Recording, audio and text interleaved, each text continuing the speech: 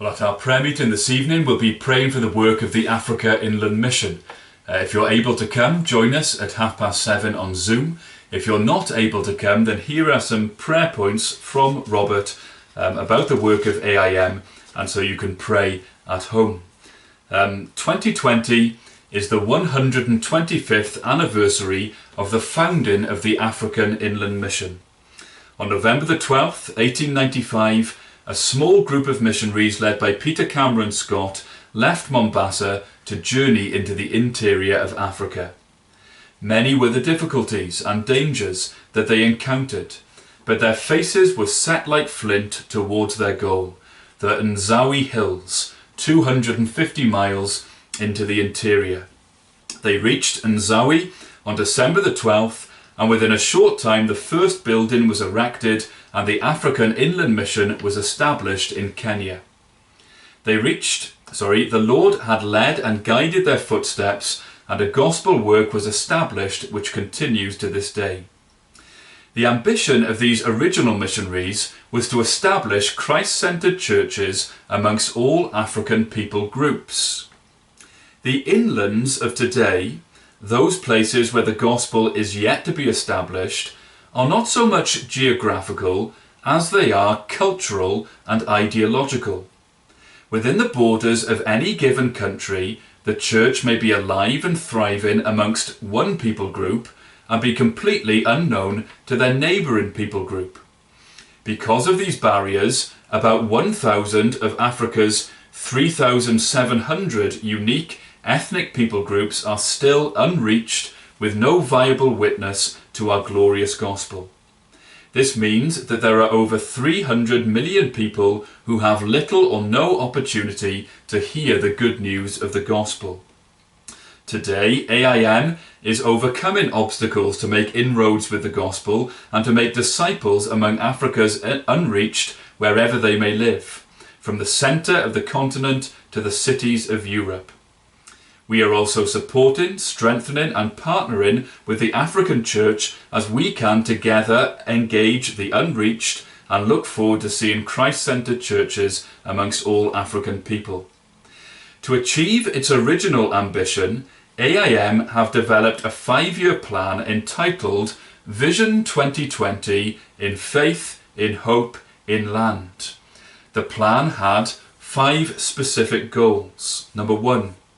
Engage, to prepare and equip teams to begin evangelizing and church planting amongst 20 unreached people where there is no gospel work going on.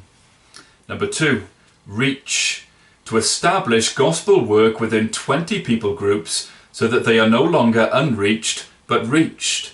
There is church planting and a long-term ministry commitment. Number 3, build 40 teams to reach the African diaspora unreached people groups. The diaspora are ethnic Africans living around the globe who retain close ties to their African culture and homeland. Number 4, mobilize. To mobilize 400 new African workers to engage with the unreached. Number 5, equip. Equip 4,000 African church leaders to strengthen the church. To achieve these goals, the necessity of bringing them before God in prayer is fundamental, and AIM workers have committed to a daily prayer regime, and AIM requests that we too, as supporters, commit to praying regularly for the work. To help us, it has a number of prayer resources on its website. So there are downloadable prayer sheets. You can sign up for a weekly email that includes something called Prayer Line, which gives up-to-date points for missionaries. And then there is the Connect magazine, which gives daily prayer points. And Robert has pointed out that the current issue of Connect is on the table by the front door of the chapel, and it has a short article there about work amongst the diaspora in Cardiff. And then Robert has written this: I encourage you to read the magazine as it gives an excellent insight into the wide range of ministries that AIM undertake and also it broadens our vision for the cause of the gospel throughout Africa and amongst African people throughout the world.